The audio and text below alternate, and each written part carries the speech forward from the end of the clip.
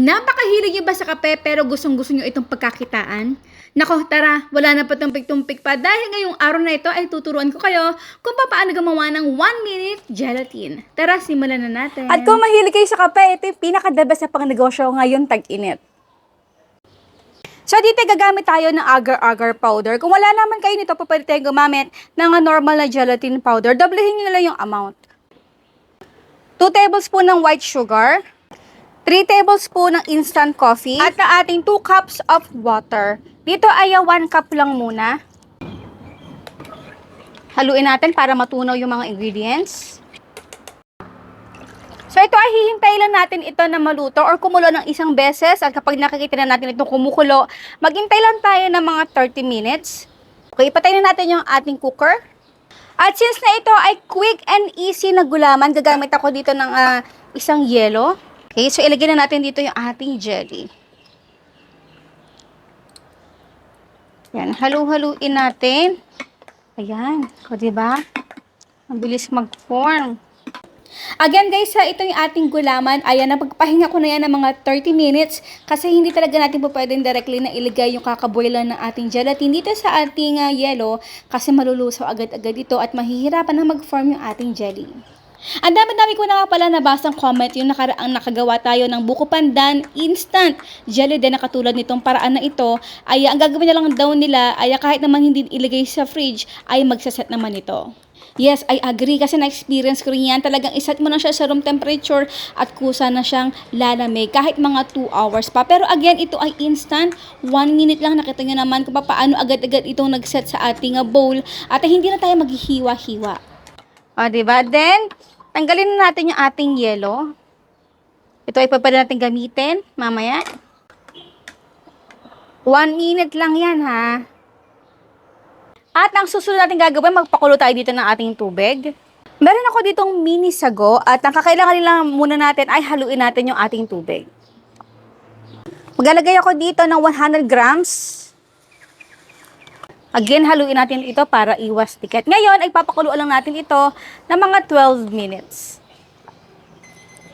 Ayan. At after 12 minutes, papatayin natin yung ating heater. At ito ay kailangan lang muna natin nakababa dito sa mainit tubig at maghintay lang tayo na mawala yung pinakaputi-puti nito sa loob. Next, para naman sa ating mixture, meron ako ditong 4 na piraso na 3-in-1 coffee. So, syempre, meron ito lahat, instant coffee, sugar, at ng ating creamer. So, ilagay lang natin ito sa iisang bowl at maglalagay tayo dito ng 3 cups of water. At nagpatiuna muna ako dito ng 1 cup para lang mag-well blend yung ating 3-in-1 coffee dito sa ating tubig. Yan. At ilagay na natin yung the rest pang tubig. So ito guys, depende na yan sa inyo kung gusto nyo padagdagan ng instant coffee. Pero sa akin, tamang-tama na to. Natikman ko nga pala to kanina. Medyo ito yung may pagkatamatabang. At tatagdagan nyo lang ito ng condensed milk. Ilagay na natin dito yung ating sago na niluto kanina. Hindi ko na yan hinugasan. In-strain ko lang. At ilagay na natin yung ating instant jelly coffee.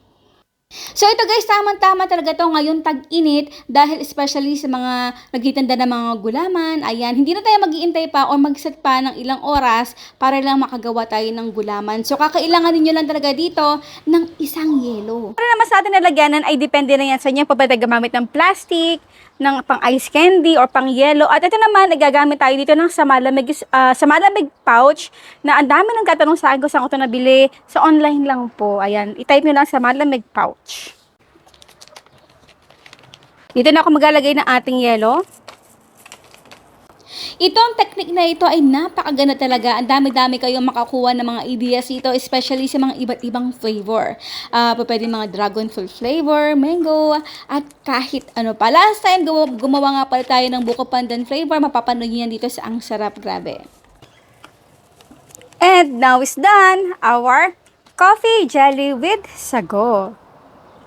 Quick version, 1 minute lang. Aba, syempre, bago tayo magtikiman portion, ang tanong ni Mama Shirley, anong flavor ang sa malamig natin ngayon ginawa sa napakainit na panahon? Syempre, ang inyong sagot sa comment box section. At kung mahilig kayo sa kape, ito yung pinaka-the best na pangnegosyo ngayon tag-init. Ako, dudumugin kayo talaga. Diba? iced coffee sa malamig. Tara na guys, ang ganda ng ating pouch. Kain pa tayo. Diba? Napakainit. Pero,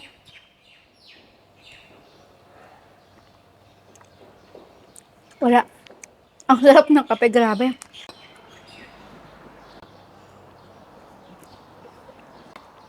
So yun po guys, maraming po salamat sa inyo lahat ng ating outro. Keep safe, be healthy, and be happy. Bye!